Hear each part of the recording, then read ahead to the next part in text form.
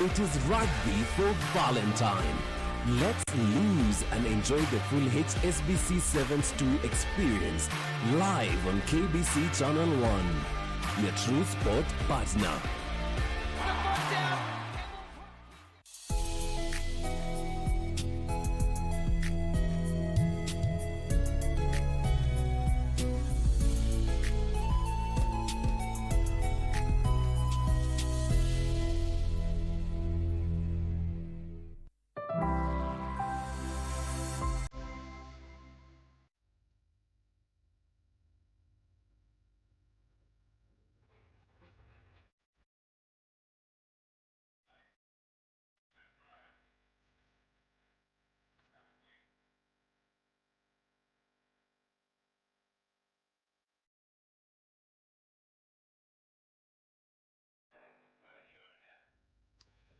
Well, in every economy, there is a critical role of public policy and research.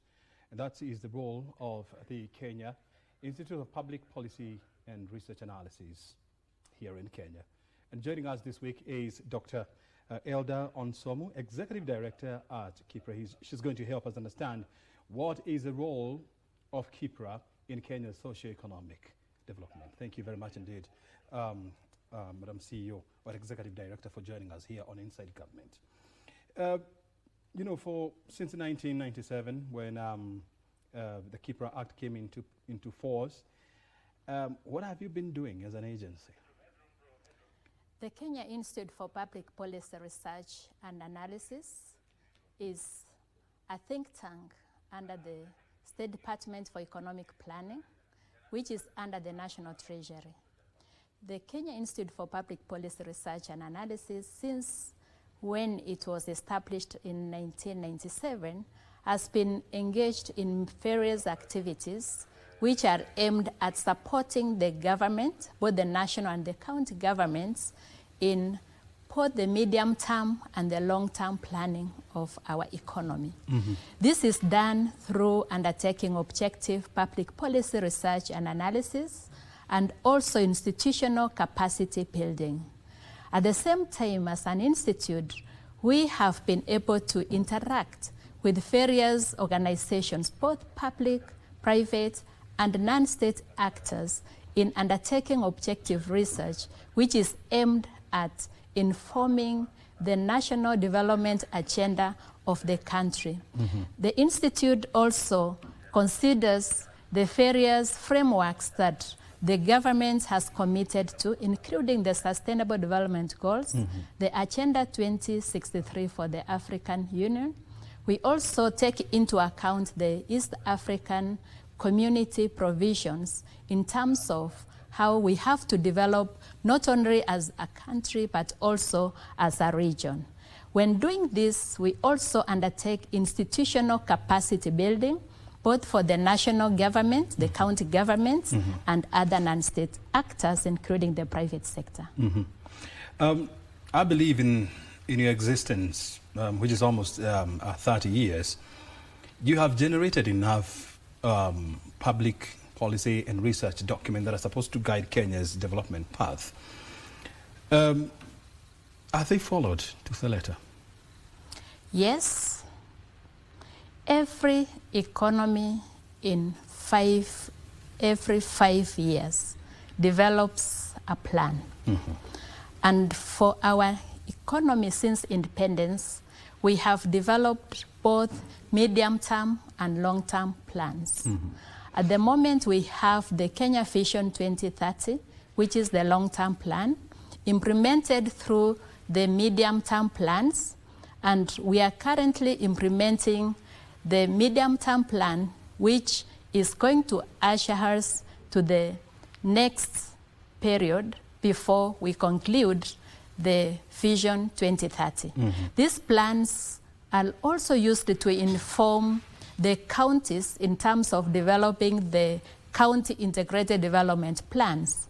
Since devolution in 2010, we have had various counties produce their county integrated development plans. Mm-hmm. So all these plans, both at the national and county levels, have been used to guide the investments, not only at the national level, but also at the county levels and targeted for various sectors of the economy. And that's why in the Vision 2030, we have the various pillars that we are targeting at, starting from the socio-economic pillar, political pillar, and also we have the enablers. In addition to the economic pillar, these enablers relate to infrastructure, for instance, human capital development. All these are fundamental for sustainable development. Yes, I confirm that as a nation, these plans have helped us as a country to move from where we were many years back to where we are. And as a nation, and as you are aware, we have moved to a middle-income economy. And middle-income economy. Yes. And we are targeted to move to a first world economy, given that we are investing a lot in various pillars that are critical for the economy to move from where we are to an economy that has high levels of standards of living, access to amenities, access to water, access to education, access to health, access to infrastructure. And as you might be aware, Kenya is one of the nations in this region which is having high penetration in terms of ICT, and digital economy is an area where we really need to invest in, because it has helped the economy to not only expand but open up other parts that were left behind previously. I mean, the role of Kenya Institute of Public Policy and Research is to develop policies and concepts which are then forwarded to policy makers and policy implementers to work with. You don't implement yourself, you just develop policies. How do you ensure that the policies that you develop are implemented, and not only are they implemented, they are implemented accordingly? As an institute, we work with the national and county governments through technical working groups and task forces. It is through these frameworks that we are able to translate our research to policies, to interventions that are implemented. We also have frameworks for monitoring the policies and interventions when they are being implemented. Further, with the frameworks that we already have and our capacity building initiatives, we are able to support the government, both the national and county governments, in monitoring the implementation, ensuring that the policies are implemented, in generating evidence, because without evidence and without indicators, you cannot measure the impact. And it is through those frameworks that we are able to support the implementation of the policies that we come up with, and also other policies, other interventions that are proposed by other researchers, not only in Kenya, but also in the region and globally, that are relevant to the development of our nation. Let's first of all talk about one of the best known long-term socioeconomic blueprint, and that is Vision 2030. And I know that when this document was being prepared back in the year 2008, 2007, there was a lot of consultation between the national government and KIPRA, among other experts. And KIPRA was a major cog in the development of Vision 2030. When you look at this document, which is almost coming to a close in about 4 years' time, are you satisfied that we have followed the aspirations of Vision 2030 to the letter? Yes, as a nation, we have followed. And this has been made possible through the medium-term plans that have been implementing the Vision 2030 since 2008.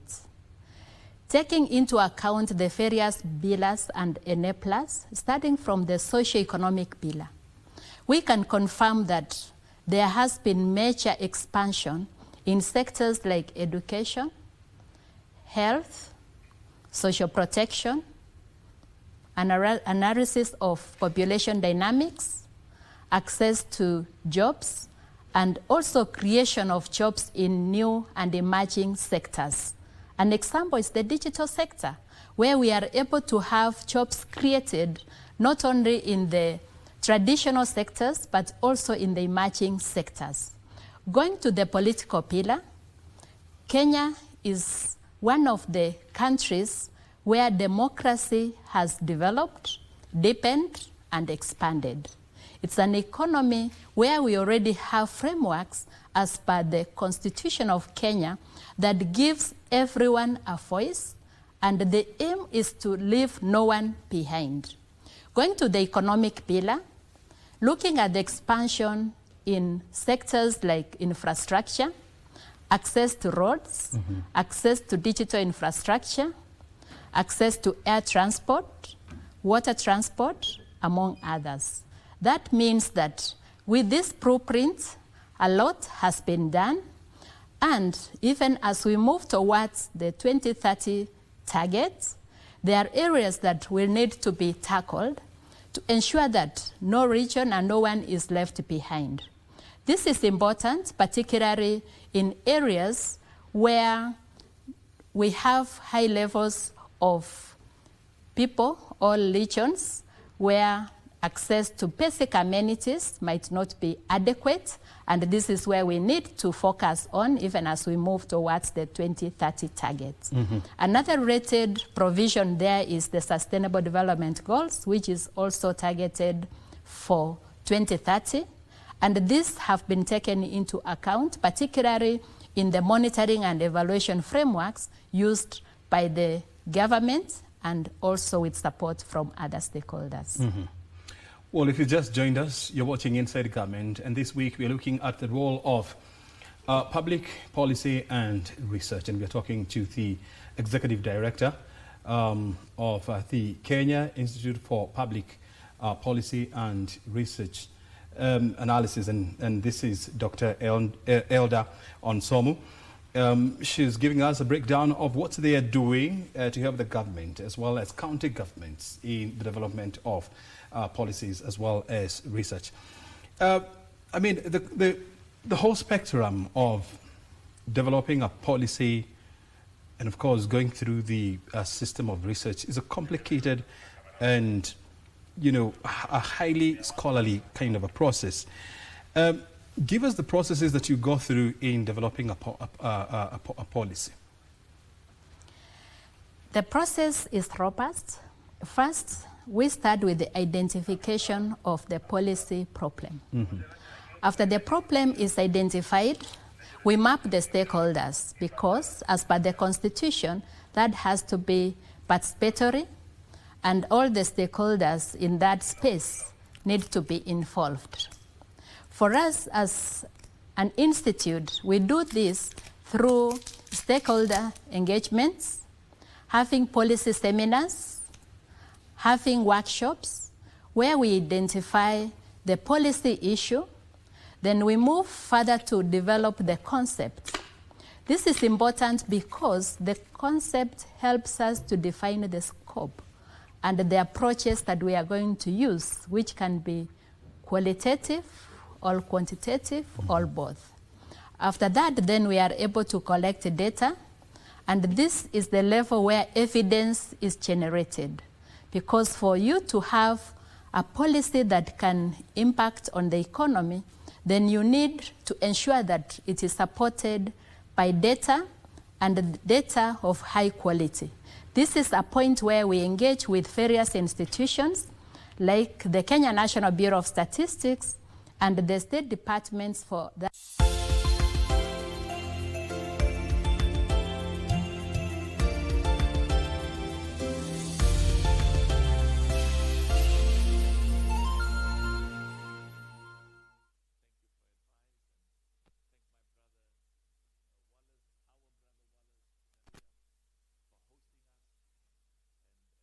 Kafi, Abdurrahman Abdullahi. I go by Kafi. Well, and our vice president from Uganda, thank you so much. It's important that I specifically wanted the first meeting after the AFCON to be here in Tanzania, and just to re-emphasize what I said in Morocco, which is that the AFCON next year in Kenya, in Tanzania, in Uganda is going to be enormously successful, enormously successful. And I saw, as I said, over the last few days, I see lots of media speculation, whether it's social media or even, I'm told, in the Guardian, the Guardian newspaper. In London, one of the most respected newspapers in the world, that there was an allegation that I am here to tell Tanzania and Kenya and Uganda that I'm taking away the AFCON because our three countries are not going to be ready. That's totally unfounded. You know, sometimes, you know, I say certain things and the media just either say something totally opposite, or like in this context, that I am enormously confident that we will succeed. Will there be challenges? There are always challenges. I had a big challenge in Cameroon. Soon after I became president, I was told by people whose views I respect that Cameroon is not ready. You have to take it away. And they gave me recommended a number of countries which were ready because they had the infrastructure. But we have to believe in ourselves as Africans. We have to believe in our people and recognize that there'll be challenges. But like we did in Tanzania, I remember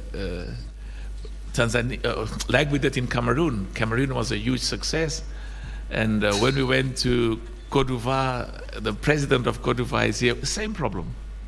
Lots of media saying Côte d'Ivoire will never be ready and we should take it away. But as I said, that principle that has made us in African football to succeed is because I was very clear, CAF was very clear, African football was very clear, that we're going to work together despite any challenges. And AFCON next year in Kenya, Tanzania, Uganda is going to be enormously successful. One of the reasons why I was insisting that the CHAN takes place in our three countries, even though I recognize we were all working very hard to be ready last year in February. But when it was clear to me that we were not ready, I was also clear in my mind that we would all work together and have a CHAN last year, August, which was the most successful CHAN. Just one final point I want to say so that I can close this.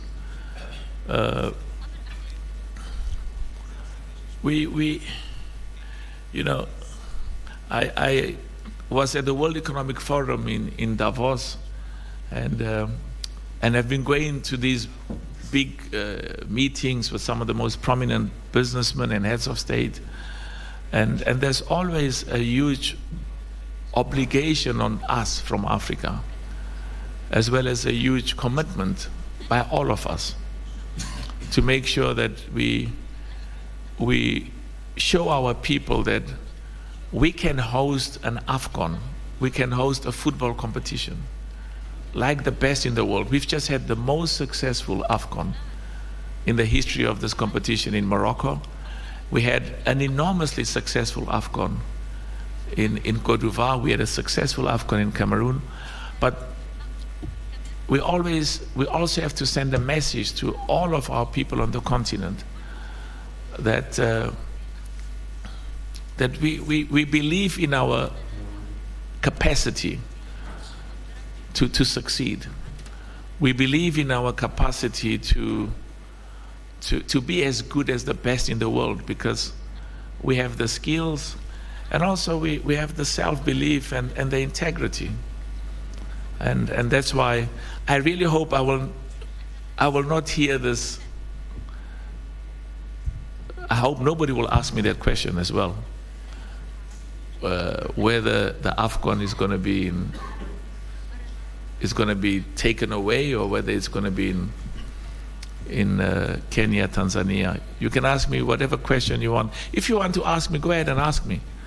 But I'm just emphasizing that I have a huge amount of confidence, and I'm going to work very hard, and we are all going to work. The EXCO is going to work hard. My vice presidents are going to work hard.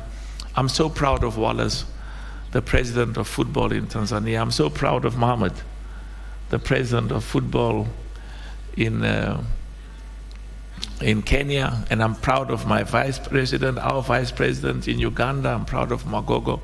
And let me repeat, there will be information in the media over the next few months that this stadium is not ready, this pitch is not ready, the grass is not ready, there are not enough hotels, and we'll fix those challenges. We're going to have a celebration. And I was very proud, and I can say it as the president of the 54 football nations in Africa. I was so proud, Wallace, of how Tanzania played. Wallace? Yes. Yeah, I want to see you, Wallace. You are hiding somewhere, I don't know. No. Yeah. I go forward, you go backwards, I go backwards, you go forward. I was so proud of how Tanzania played in Morocco. Very, very proud. I was so proud of how Uganda played. And in my head, Mohammed, I was also proud of how Kenya would have played. And we are going to use this competition to identify the best talent amongst our young boys and girls. And East Africa is going to be a powerhouse of the best football on the continent, as much as West Africa, Kurt, is a powerhouse. North Africa is a powerhouse. Southern Africa is a power. So let's put that aside. And I really want to thank President Samia, Madam President Samia. Please pass our deep gratitude to her for her commitment and for her support. And it's that sort of confidence and commitment, Wallace, by Madam President and by the government and the people of Tanzania, that gives me a huge amount of confidence that we are going to succeed. And do the same. President Ruto was sending a beautiful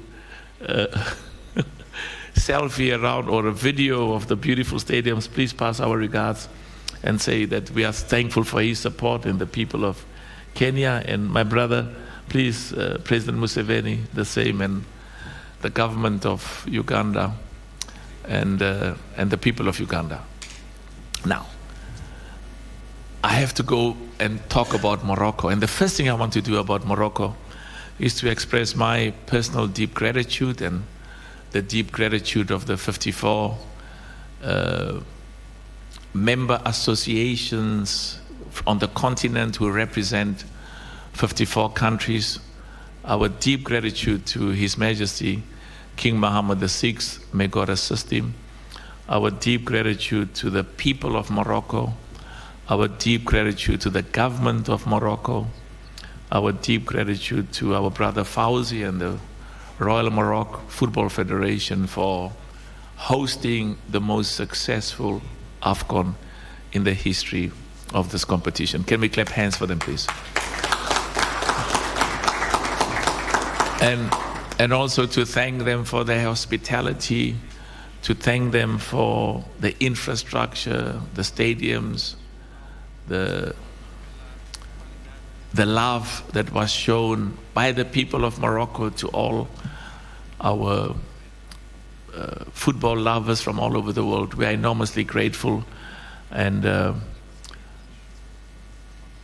success of AFCON in Morocco is a wonderful foundation on which to build and provide a huge inspiration for AFCON next year in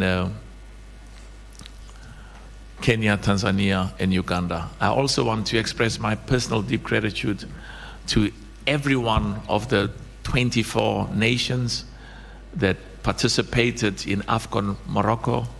We are very proud of every one of you, and a special congratulations to Senegal for having won, and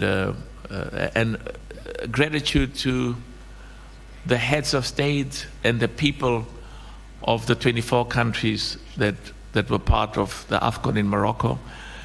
We showed the world the best of African football, and it's a moment of enormous pride. Now let me talk quickly as well about what disappointed me enormously. And when I gave my statement a few days after the AFCON in Morocco, I used the words, I was extremely disappointed with what took place at the final. Very embarrassing. That should never happen again. It will never happen again. It's a blemish on the outstanding AFCON we had. And of course, as president of CAF, I may not comment on the proceedings which is in front, or which was in front of the CAF disciplinary board, and is now apparently going to the appeal and will proceed thereafter and go to CAS if what I'm told will happen. But I'm very clear in my mind, as the president of CAF and as the leadership of EXCO, in the beautiful meeting we had now, and the 54 nations whose member associations are part of CAF, we have a deep commitment. It is absolutely non-negotiable that we will maintain the integrity, we will maintain the credibility, we will maintain the impartiality of referees, African referees, CAF referees, VAR operators, and match commissioners. And we spend a lot of time in the meeting receiving a report from the chairman of the referees committee on the performance of the referees in the final and the performance of the match commissioner, of the VAR operators in the finals of the match in Morocco, as well as we spent some time talking about the performances of the referees throughout the competition. And I am absolutely determined, and CAF is absolutely determined, and the leadership of CAF, the highest decision-making body in CAF, the CAF EXCO, to make sure that in the judgment of ordinary football people, there are two things we have been doing and we will do. We'll make sure that the referees and the VAR operators and the match commissioners are world-class in their training, in their expertise, in the quality of decisions they take. And it's very, very important. And that's why there's this consistent peer review. As the chairman of the referees committee came to give us a report on the CAF referees committee's assessment of the performance of the referee, as well as of the performance of the VAR operators in the finals in Morocco. So we will make sure that the quality of our referees are world-class, and to the extent that there are challenges and problems and weaknesses, we'll fix them. But another very important thing, and this is very, very essential, that ordinary football lovers in Africa, and throughout the world, they must look at the decisions that our referees and VAR operators take and believe that those decisions are just, fair, and equitable. So I'm absolutely confident that the excellent report we got about the performance of the referees and the VAR operators in Côte d'Ivoire, we got exceptional reports. Of the previous AFCON in 2023, where the feedback was African referees, African VAR operators are amongst the best in the world. So our expectation is that Morocco, the AFCON in Morocco, would continue and maintain that exceptional respect. And the perception overall is that, particularly in relation to some of the incidences in their totality, that it was a moment of extreme disappointment for me, and we will fix that. One other thing I want to raise before I close that part is we took a resolution that EXCO took a resolution that we will look at the rules, the regulations that are currently existing. And these are the rules and regulations that restricted, that prohibited, they put a limit on the quantum of sanctions and punishment and fines and various other sanctions that could have been imposed. So what we are clear is the sanction, the fines that will be imposed, they have to be commensurate. They've got to reflect the gravity of the violation, of the contravention, of the CAF statutes and regulations, or even of the rules and regulations of the game. So that we will amend the CAF statutes, the CAF regulations, and the disciplinary code to make sure that there is an appropriately severe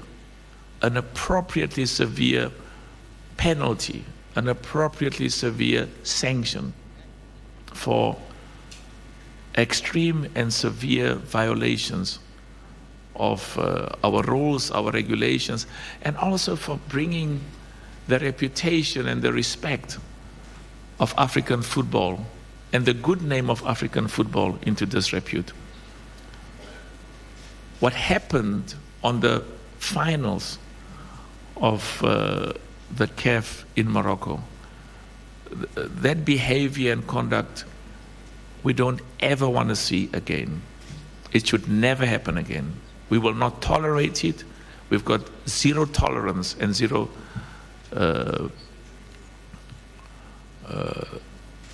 it's non-negotiable. And if people commit serious transgressions, there should be equally serious punishments and fines. Let's leave that and put it aside for a minute. This has been, if you put aside those blemishes, those moments where we need to change and we need to improve, and we will definitely change and we will definitely improve significantly to make sure that we are world-class in the decisions of the referees, the match commissioners, the behavior of spectators and our competitions. So the quality of football has been recognized as being world-class, amongst the best in the world. And as I said, the stadiums were world-class, the pitch, the cooperation from the government and the people of Morocco, as I said, enormously grateful. And we have been more successful than ever before. There were, I don't have that presentation now but approximately Yeah, thank you. A huge amount of, I want to make sure that in terms of the number of sponsors, it's a record number. I think it's in its 2023, okay? So there's been a more than 100% increase, almost from the, in Cameroon we had 5, in Cameroon we had 6 sponsors. In Morocco we had 23. Now there's some 600. Yeah, I know, but the percentage increase, 680% increase in the number of sponsors. Enormously successful. It's the confidence and the excitement that sponsors have, but also the commercial viability, because we want our sponsors to do well. And the revenue in Cameroon, I've just had, it was 5 million in Cameroon. In Cote d'Ivoire it was 105 and 196, and in Morocco it was 196. That's the revenue. So 5 in Cameroon, 105 in Cote d'Ivoire. Huge improvement, almost double increase in revenue in Morocco. Enormously successful. What they call digital views, or people watching either on TikTok or on Instagram or YouTube, Facebook, all-time record, 6.1 billion. 6.1 billion digital views. So African football is exciting. People love it. People want to watch it, and also it goes also hand in hand with our commitment to use football to create jobs for our people, to bring investments in those countries that are hosting the AFCON, to have tourists come. Cote d'Ivoire, according to one of the top companies in the world, benefited to the value of 1.4 billion. We are still getting the numbers from Morocco. But football is part of our commitment to improve the living conditions and standards of living of our people, quite apart from the huge love and the passion we have for football. 180 countries, Lux, 180 countries were watching the AFCON on television. It's exciting. Remember, we've got 54 countries in Africa.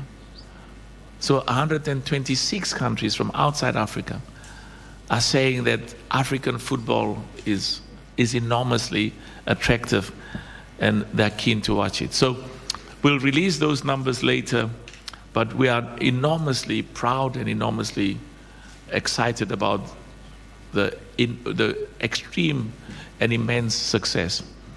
2 other issues. I had said to you in Morocco that CAF, our objective is to have an AFCON, or the equivalent of an AFCON, every year. Not every 2 years, every year. And the AFCON as we know it now, we want to increase it to 28 countries. And as we said, that will take place once every 4 years. But remember, the AFCON as it is currently constituted is an important part that we want to maintain, at least under the name of the Africa Nations League, have that coming together every 2 years. So every year there will be, we also want to build this regional or zonal competition, because when you've got Tanzania play Uganda, or Tanzania play Kenya, or where you've got Cote d'Ivoire playing Senegal, or Nigeria playing Ghana, or Mozambique playing South Africa, We want to build football at grassroots level, but also one of the important objectives of the African Nations League is to contribute to the development and growth and investment in football infrastructure in every single one of our 54 nations. Why this African Nations League was also critical is there are still, the number is about 12 or 13. It has come down from 22 nations, and it varies, that don't play football in their countries. You cannot build football if the spectators and the fans cannot watch their national team, their football clubs play in their country. So we are confident that this African Nations League will contribute enormously to the improvement in the stadiums, because every nation has to play, every single one, not the 24 nations. Every year, 54 nations have to play.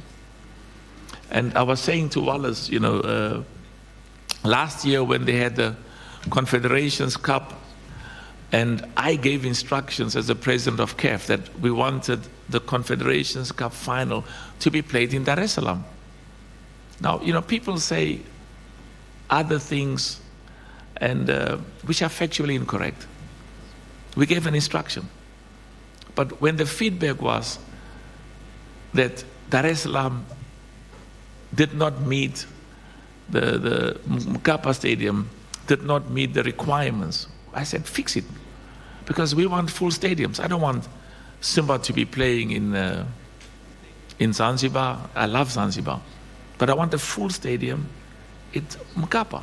I want Nyanga. Where's Yanga? Yanga. They must play in front of a full stadium here at Mkapa.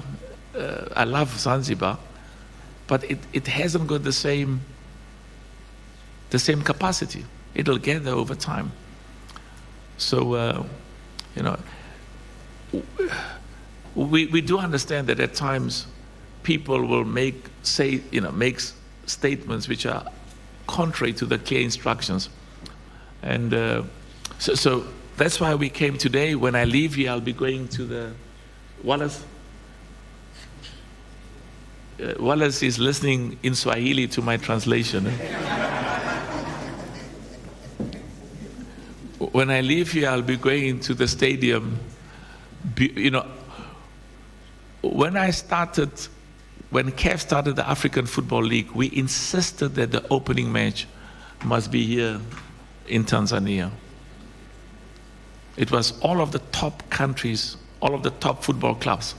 But we told Gianni Infantino, we're going to get into the plane and go to Benjamin Mkapa Stadium in Dar es Salaam, because this country has got exceptional talent. So I'm going there now to go and see the beautiful work, the improvement of the infrastructure and the stadium in preparation for next year.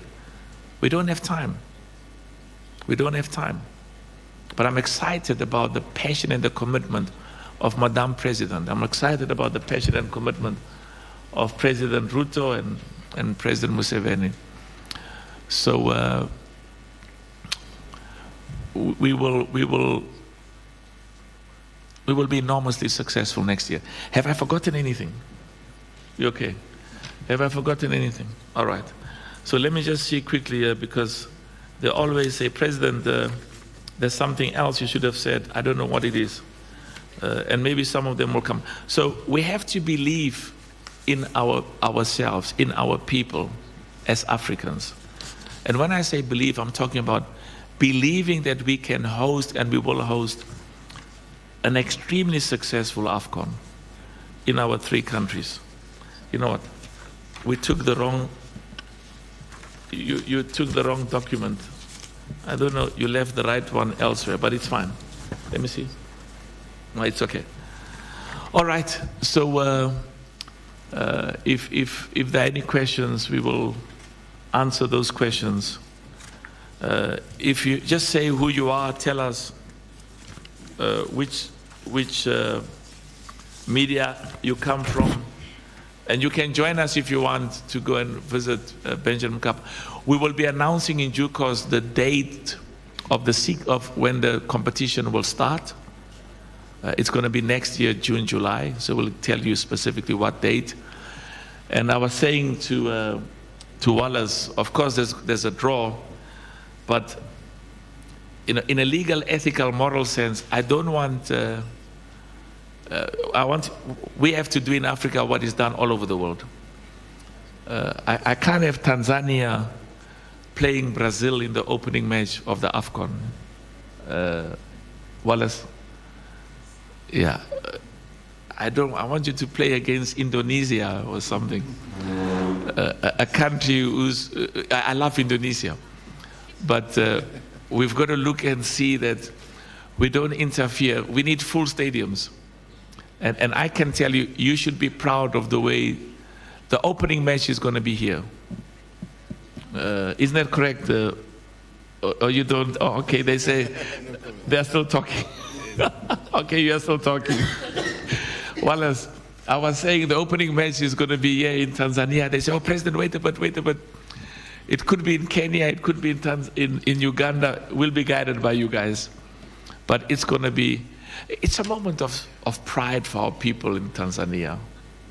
Enormous pride. The world, I mean, I was saying to Wallace, one of the top businessmen said to me in America, I'm coming with my family to watch football in Tanzania, and then we'll also be going to visit the Serengeti. So we'll be coming, and we've got, and the same I was saying to President Ruto, Mohammed, same, there are hundreds of thousands of people who will be coming for the football. I mean, the numbers I got from Morocco was millions, eh? Yeah. The numbers that were released for people who came, the tourists for the AFCON in Morocco, it was,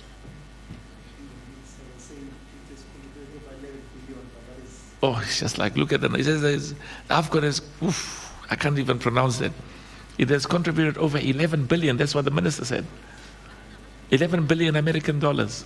Wow. Okay. If I remember anything. So tell us who you are. Short questions so that we can answer as many questions as possible. Ask positive questions. Don't ask me, President, have you come to take away? I haven't come to take away anything. I've come to reaffirm my confidence and my belief in this beautiful country and the people of Tanzania and the people of Kenya and Uganda. Thank you. Thank you, Mr. President. My name is Juma Ayo. My media house is Crown Media here in Tanzania. Your one? That Yes. you own? No. Oh, okay. Yes, I'm not owning. I hope you're going to say my one, the one that I started, that I own. Is at my media house, because we want to encourage young boys and girls and young men and women to have their own businesses. And Don't worry. First, President, I have to congratulate you because you I'm not worrying. I just say, Okay. Thank you. I believe in you. Okay, thank you. I had 3 questions, but one of these 3 questions, one of it was for Mr. Mosenga, but I don't see him around, but I think you will answer it, Mr. President. Okay, my first question is... If it's an easy one, I'll answer it for him. Okay, yes. If it's a difficult one, I'll throw it back and say... I hope you will answer it. Yeah. Mr. President, how can we have an AFCON that the country concerned can afford to host, instead of this AFCON which has 24 teams? The construction of infrastructure is becoming so large that many countries can't afford it, while the developing country like Tanzania, Kenya, and Uganda, we know now they are thinking maybe about the other social services and something like that. So we have many examples of the past AFCON, even the stadium usually have now turned into livestock farms. Like I went in Gabon, and sometimes I went in Cameroon. The stadium like Olembe is very worse now. So how can we have a good one? The second question is, how is CAF planning for the next Pamoja AFCON, considering that East African countries have political problems, especially during election? And I have to remind you, Mr. President, that Kenya is expecting to hold its own election next year when the AFCON will take place in East Africa. And the third one... Are you from Kenya? No. Oh, okay. Yes. Why are CAF audited account not published like they did years ago? You have talked about the progress, and that is something good, but don't you think that financial progress is something that should be shared with football stakeholders openly? And the last one, as I said, that it was special for Mr. Mosenga, but I think you will help us to know that your Secretary General, Veron, has reached the retirement age. Is he going to step down, or CAF will assume this? That's why I asked you whether that was your company, because I want to employ you, you know. Oh, I'm ready. Thank you. I want to employ you. Let me tell you, thank you so much. And so, thank you for those good questions. Number one, the financial statements of CAF are in the public domain. They're available. It's a public document, so you can get hold of it wherever you want. It's on the website. So it's there. You. Yeah. That's good. Because we have a duty to you and to hundreds of millions of football lovers to know exactly how we are performing. You know, are there improvements? Where is there room to do to do better? And then you're 100% right. We almost had a similar problem. I don't want to mention countries, but where there were huge amounts of money was spent on stadiums, and there was no maintenance of those stadiums or even utilization. So that's why we don't want one country to overextend itself. I mean, look at Pamoja, 3 countries. So not one of them has to build all of those stadiums on its own. Samson, for AFCON, we need about 6 full-time stadiums, world-class stadiums, and then training pitches, 24. So we need 24 world-class places for the teams to train and exercise and warm up, and then you need 6 stadiums worldwide. So Kenya doesn't need to do that. Uganda doesn't need to do that, neither Tanzania. But the beauty is, I mean, you know, for these 3 countries to come together, as exciting and as, you know, inspiring it is from a football perspective, it's also about our people. Jobs are being created. They are trading together. Investments are taking place amongst our 3 nations. Our people, because sometimes these borders are artificial. You know, we are the same people on the same side of the river, but that river separates us. And it's part of our commitment to an Africa where all of us work together with our neighbors for football development, but also for jobs, for investment, for tourism, and for improving the living conditions of our people. So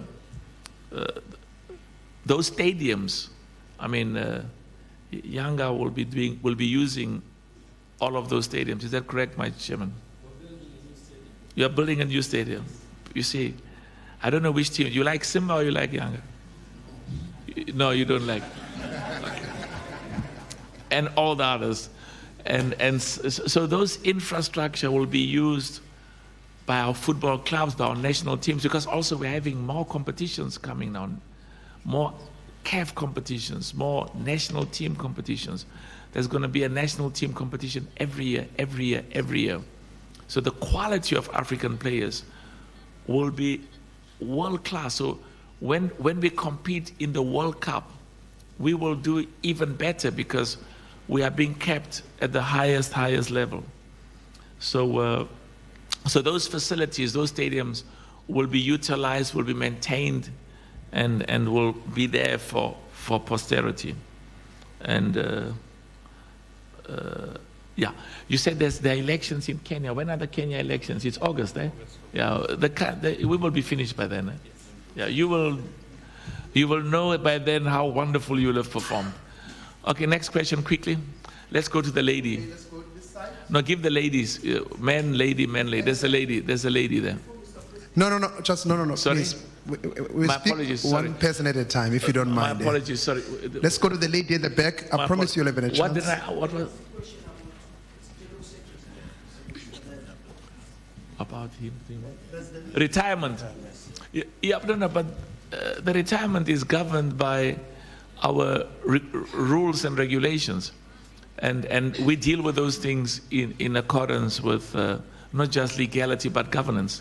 So we will take the best decision as CAF concerning employees.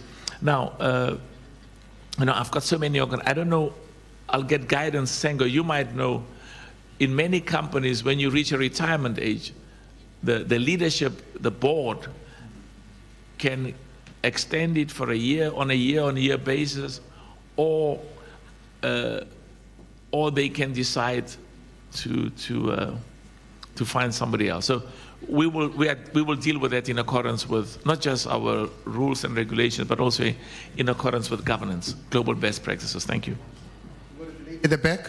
Okay, thank you, President. My name is Esther Dels from TBC News. If you don't mind, because there's cameras behind you. Okay. That are live. Should I turn? You can sit down. Actually. Yeah, but I think they would much rather look at you than the president, you know. Yeah. Okay. Go ahead, please. Go ahead. Yeah, thank you. Okay. Yeah. You can come in front, come this side. Oh my goodness. Yeah. Wonderful. All right. There's the new Secretary General of CAF. It's fine. Please proceed. Thank you so much. Okay, thank you so much. Should I start introducing myself again? That's fine. Thank you. Okay, my name is Esther Dels from TBC News, the English department. And my first question would be, what's your overall assessment on the preparedness of the host countries? I know this is your first visit, but what's the general assessment till to date? What do you think I should say? Because you live in Tanzania, no? Yes. What do you think? We're doing a good job. I agree with you. Okay, then my second question, because earlier... I'm so proud to hear you say that. Please continue. I appreciate. Thank you. So as you're earlier speaking, you say that you were attending the UEFA Premier League's meetings, and we can all agree, and we are witnesses that they're in international level standards. And thank you for being bold about Africans believing on ourselves to host our own football. Absolutely. So how is practically CAF playing a role in supporting the host countries? We know Tanzania, Kenya, and Uganda, it's the first time collaborating hosting. So what's the practical role is CAF playing in making sure we meet the international standards? Brilliant question, brilliant. Simpson, there's a CAF team as we speak that has been here for the last few weeks. They've been in Tanzania, they're now they're in Kenya, and then they'll be going to Uganda because they are on the ground. And there's going to come a time soon when they'll be based permanently. Several months before the competition starts, working with the local organizing committee, engaging, and you must come and also tell them where you think that there's areas where we can do better, where we can improve. Is it a formal invitation? Sorry? Is it a formal invitation for me to be there? Formal invitation, thank absolutely. You so much. I appreciate it. And thank you. You see, what I like is just what you represent. The confidence, the enthusiasm of the future of this country. And that's why we want together to host, because remember, there's 126 countries that will be watching the match. And you've got, Tanzania is one of the most beautiful countries in the world. And we know, having experienced in the past, the same applies to Kenya and Uganda. Many people will come and watch the game, but also, go to Serengeti, go to Arusha, go to Zanzibar, which is beautiful. But what we like even more is that they're going to come back, and we'll be working together in partnership. We're going to need lots of people to, to assist and to volunteer, and others we will have to work with them and employ them. So thank you for those questions. You're welcome, President. Thank you so much. All right. You can move that side. Maybe you can just pass the microphone to your colleague there. Thank you so much. Asante. Thank you, Mr. President. My name is Pablo Almas. I'm from Crown Media. Well, I have a few questions. The first one is, how do you want AFCON 27 to be remembered in CAF history, which will be prepared from East African countries, Tanzania, Kenya, and Uganda? And the second question is, what lessons has CAF learned from the previous AFCON, despite what took place in AFCON final, Morocco against Senegal, which would like to not appear again in the upcoming 27 AFCON? And the last question is, maybe after the AFCON tournament 2027, what will East African countries benefit more in upcoming tournaments that maybe will take place again in our countries? Thank you so much. Brilliant question. Brilliant question. For a minute, I thought I was back to university, you know, because you ask such good questions. Thank you so much. What would we want the AFCON to be remembered for? Remember, Wallace, the last time AFCON took place was 75, is that right? 1976. The last time in Ethiopia. The last time, sorry? Unbelievable. So the last time there was an AFCON in East Africa, was more than 51 years ago. So that's why I'm so proud of Wallace and Magogs and my vice president from Uganda and our brother Mohammed, because they are making history. And the EXCO is making history. And the 54 nations in Africa are making history. So what would we like the AFCON to be remembered for is, and you must, what is your name? My name is Pablo. Pablo. Wonderful name. Pablo, so you must also tell me what would you like, what would make you proud after the AFCON, you know, when people talk about it and say it was enormously successful. What constitutes success? What does it look like?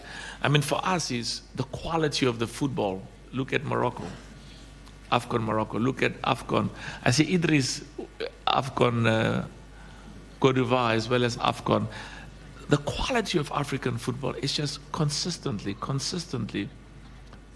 improving. That's why we also, you know, we increase the prize money for the winner of the AFCON by 50%. So $10 million. So the quality of the football, world class. We are building infrastructure, stadiums that will be there for many years to come for the benefit of the people of Tanzania, for competitions, African competitions. You now can position yourself to host other competitions. And CAF under 20, CAF under 15, the women's competition. And you know what? You can even compete to host FIFA competitions. You say, there's the FIFA under 17, there's the FIFA under 20. You know how many countries, how many stadiums we want to put a bid in. So it's an investment in infrastructure, because the hotels, we have a problem now. We were talking to Wallace, you know, from what we are advised by our experts, there will not be enough rooms. There will not be enough hotel rooms. So what does it mean? Your bed and breakfast. You know, you've got a beautiful house, Pablo. So you can tidy up the room at the back, and then put in an extra bed and put in a stove, and then when the people come, say, for 2 weeks, come and hire my house, and they must pay you in dollars. Okay, they can even pay you in the Tanzanian currency, but translate it into dollars, because where they come from, they pay much, much more. So it creates opportunities for entrepreneurship, for young businesses, young boys and girls, bed and breakfast, our guests to come and stay in your houses, in your rooms, charge them. Those who come from Eritrea, who come from Rwanda, from Burundi, from Mozambique, some of them would love to be in your house. The food is nicer than in the hotel, you know. You'll stick in? Oh. They can pay us in the Tanzanian currency, but make it the equivalent, because if you charge them $100 a night, it's very cheap. But when you translate it in the local currency, it may sound like a lot of money. Thank you so much. Next question. We'll just go to the gentleman behind Papa, and then we come this side. We're going to be a little bit faster and more quicker So now. one question briefly, and then afterwards we come back to this side of the... I come back to both of you. Good afternoon. My name is Kaka Zema from Radio 47, Nairobi, Kenya. You're from Nairobi? Yes, sir. Beautiful. Thank you. My question is to you, sir. What's the status of WAFCON? You have been hearing that there is the host is trying to withdraw. What's the status in regarding to the WAFCON host? Good question. The WAFCON continues. We've had a lot of, there's discussions taking place, and there's a lot of competitions. You remember Morocco came to assist, because there were many countries that wanted to host it, but because we didn't have time, our standards were very, very high. So there's still many, many countries that are interested. As we speak now, we still have an engagement with Morocco, because some of the other countries say, please, can we host it? But they want to change the date. We can't change the date, because it's one of those, Samson, it's one of those qualifiers for the World Cup, the Women's World Cup. So the WAFCON continues. It's going to be successful, and we will make sure that it takes place. It has to take place, Samson, within that window. Thank you for the question. Next question. Okay, go to this gentleman. Yes, my name is Jackson Msabah from Wasafi Media. First, I want to congratulate for the work you've done. Secondly, can I ask you a quick question? Yes. When you're looking at the match, Tanzania against Morocco, were you not proud of the way that the Tanzania national team played? I was, and still I am. I mean, they played so well. Thank you very much. Can I put in Swahili? I want to put my question in Swahili. The translation is on, eh? Okay, please continue. I like that. We must insist that all the questions must be in Swahili. Yeah. Sorry, did they check my one? Is it on? Musa? It's on. Okay. 2. Well, come and check. Okay. Let them. Musa is my big Musa. He's from Tanzania. Ne? Where in Tanzania? Dar es Salaam. He's from Dar es Salaam. He's my big boss, you know.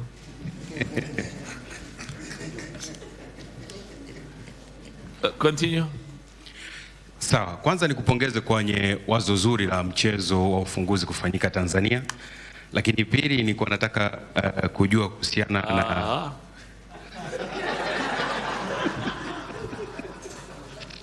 Sorry, where's the translation? Is it working? It's not working, yeah. My brother is from Gabon. He says, no, it's not working. No, but can you come nearer? Samson will sit next to me. Cedric, where's Cedric? You've got a translation service, eh? Yeah. Just pull your chairs. Come and sit, pull your chair. No, just pull your chair and translate. Sorry? Yeah, that's what, for you as okay. So you can ask, and there'll be can we give a mic for somebody to translate as he? Okay. Musa, come Musa.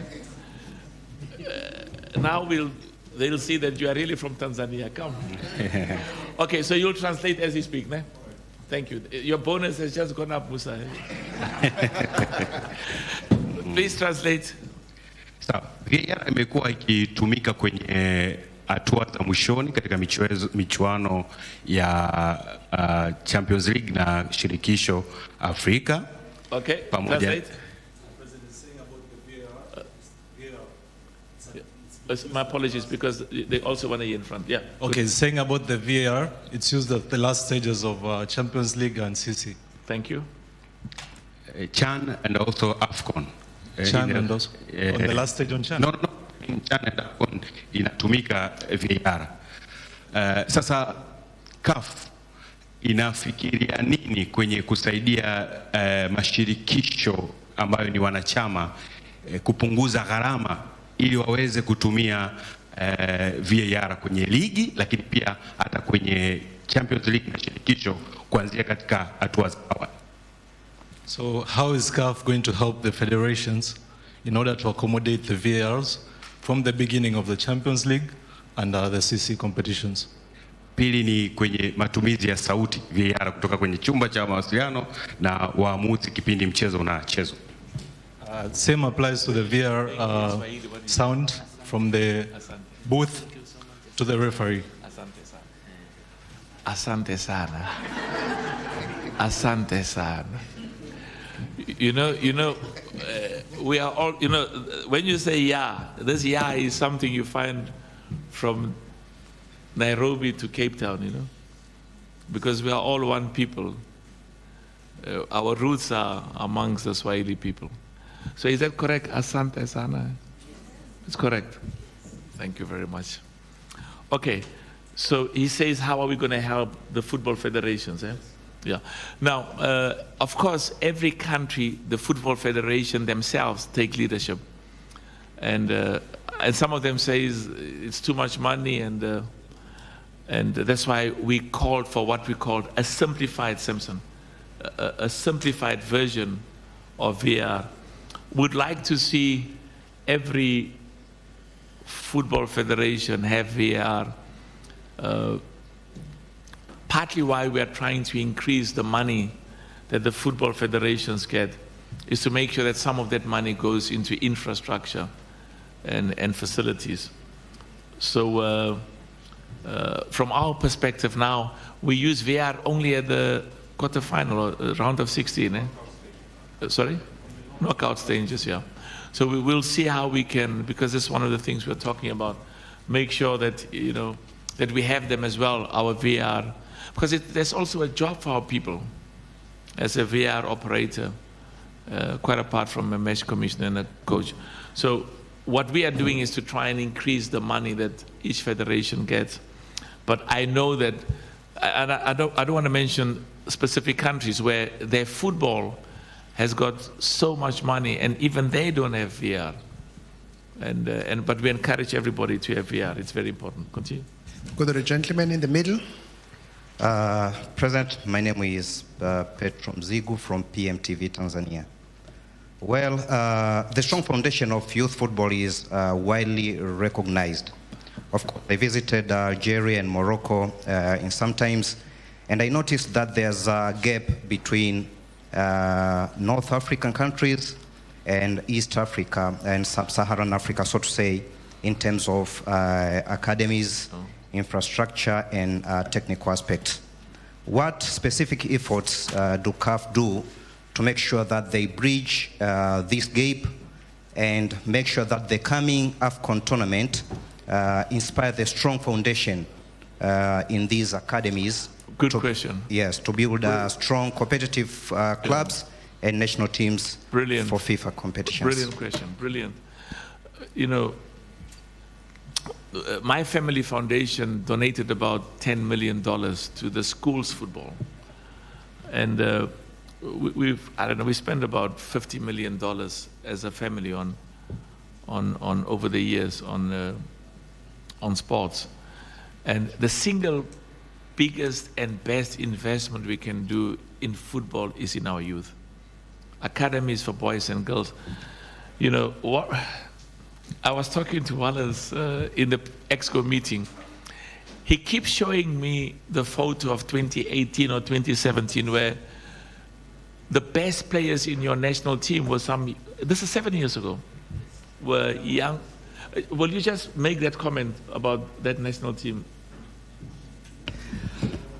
Nilimwonyesha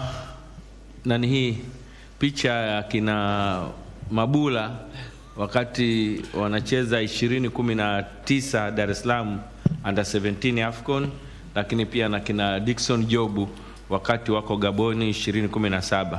Nikamwambia ndio asilimia kubwa inajumuisha wachezaji wetu kwenye timu ya taifa. Lakini alikuwa anaongelea kuhusu Mosepe Foundation kutoa dola milioni 10 kwa ajili ya shule. Tanzania ndio beneficiary wa kwanza, kwa sababu mara ya kwanza, edition ya kwanza kule Durban, timu yetu ya wasichana Fountain Gate ilishinda na ikachukua dola 400,000. Lakini Zanzibar pia timu yetu ya vijana chini ya miaka 15 ambao tunawalea Tanga wakachukua ubingwa. Lakini na mwaka jana pia Ghana timu yetu ya vijana chini ya miaka 15 wakachukua ubingwa. Kwa hiyo sasa hivi sisi tuna dola milioni 1 na kitu, kwa sababu pia mashindano ya mwaka huu pia tumeshatengeneza dola milioni 1, dola 150,000. Kwa hiyo tuna dola milioni 1 na 50,000 ambao tunakwenda tena kuinvest, na haitakiwi kugawanywa, inatakiwa iingizwe kwenye program za kutengeneza infrastructure. Kwa hiyo hela tunajenga bwalo la chakula pamoja na jiko Tanga na Kigamboni, lakini pia tunaongeza floor moja kwenye majengo yetu kuhakikisha kwamba tunapata vyumba vya kutosha. Tunaweka na computer lab kwa ajili ya wale vijana wanaokaa kwenye hayo maeneo. Kwa hiyo ni ndio initiative ambayo kashaifanya toka ameingia, kujaribu kuziba gepu kati ya nchi za kaskazini na nchi zetu za kwetu huku. Asante sana. Asante sana. You know, in the schools competition for girls, the talent in this country, boys and girls, it's world class. It's world class. And I saw it when we were in Durban at the African Schools Championship. Yes. That in Maputo as well. Yeah, the young girls from Tanzania and the young boys on the continent. So we must keep investing in our youth, boys and girls, academies, facilities, infrastructure. This country is going to be, it's going to go to the World Cup. The same applies to Kenya and Uganda. Can we close the meeting now? I think we'll take one last question, okay, President, because of time. It's almost 4 o'clock. Yeah. Maybe let's go to the back. Oh, yeah. Asante. Naitwa Deus Daudi, natokea Tumaini TV. Nina swali moja. Kama tunavyojua kwamba michuano... Okay, translate. His name is Deus Daudi. Deus Daudi. Kutoka Tumaini TV. From Tumaini TV. Nina swali moja. Kama tunavyojua kwamba michuano... Did he say it's in Mandela's village? Oh, sorry. He just said he has one question. Yes, one question. Yes. Kama tunavyojua kwamba michuano ya CHAN imefutwa, si ndio? Sasa CAF... we are all aware that CHAN has officially been erased. We won't be having CHAN anymore. Sasa CAF ina mikakati gani ya kuinua ligi za ndani ili kuweza kupata timu shindani za taifa? Asante. So which strategy does CAF has to help the national leagues in the federations? Brilliant question. We've just had the most successful CHAN in the history of this competition. The African Nations League, which is going to take its place, it's even more competitive, more money, more resources, more sponsors, more players. You see, the challenge now is it's going to take place at a time when the best players in the world are available. And some nations may decide we're going to, even though we can get the best from overseas, we want to mix them with some of the locals. But the big problem with the CHAN is that it always lost money. And as soon as I became president, they said I must cancel it. But many of the member associations say, President, we never qualify for the AFCON. Please, the CHAN is our AFCON. And you know, when I went to Uganda and Kenya and Tanzania during the CHAN, I was very proud with what I saw. So this new competition will start in 2029, because as at this stage, we've got AFCON, Kenya, Tanzania, Uganda next year. We've got another AFCON in 28, and as you've heard, there's a whole restructuring of our competitions to make sure that we are in line with competitions of FIFA and the best in the world. But this African Nations League is world class. 2 quick questions. Get the lady as part of the 2. Just which lady? Let's start with you. Where's the microphone? There we go. You know, there's a gentleman at the end. He was going to ask a question. Now I gave it to a lady and said, "You ask the question." And then alternatively, those who will come to the stadium will do the mix zone there. So that. Habari za jioni, naitwa Ostara Msese kutoka East Africa Television. Good evening. My name is Ostara Musese from East Africa Television. Nina maswali mawili kwako Dr. Motsepe. Kwanza nikupongeze. I have 2 questions for you, President Motsepe. Na pia nimefurahishwa kusikia kwa maana pamoja bid tutaandaa hii AFCON ya 2027. She's pleased that pamoja will be hosting the AFCON 2027. Swali la kwanza ni kuhusiana na challenge za miundombinu ya viwanja ambayo ulizungumza, ambayo ina face mataifa mengi ya Afrika na baadhi yao kushindwa hata kuandaa mechi za club.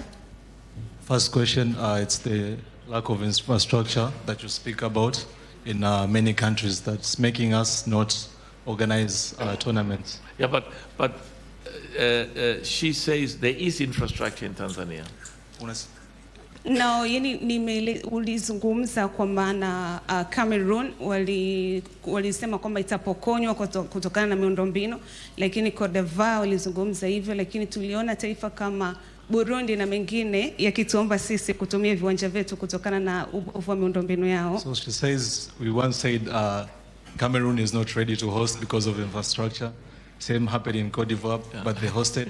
And now she sees Burundi using some of the stadium in Tanzania for their games to play here in Tanzania. Ninachohitaji kufahamu kutokana na kuongezeka kwa wadhamini kwenye michuano ya CAF, na yasaidiaje mataifa yenye changamoto za namna hiyo kuhakikisha Afrika sasa hakuna tatizo lolote la miundombinu ya viwanja.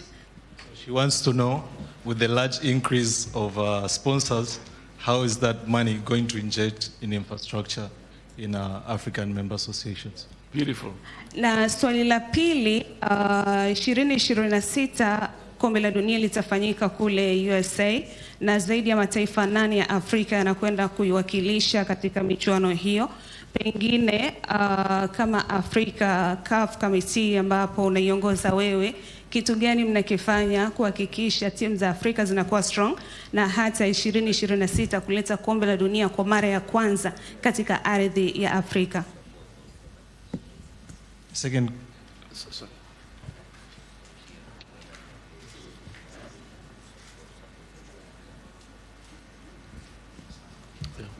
So her second question says, next year, this year we have the World Cup, and we have 8 teams from Africa. We are waiting for 1 team. How does CAF help the teams to make sure they do well and advance, and once we can have an African team winning the World Cup? Yeah, brilliant questions. So, you know, we are engaged on an ongoing basis with all of the nations to make sure that the African nations that are going to the World Cup are as best prepared as possible. I know many of the governments are assisting and also providing infrastructure and facilities for those national teams, and we will see from a CAF perspective how we can continue to engage and make sure that football grows and develops in Tanzania and in every one of the African countries. Should I go now? I think so, President. You think?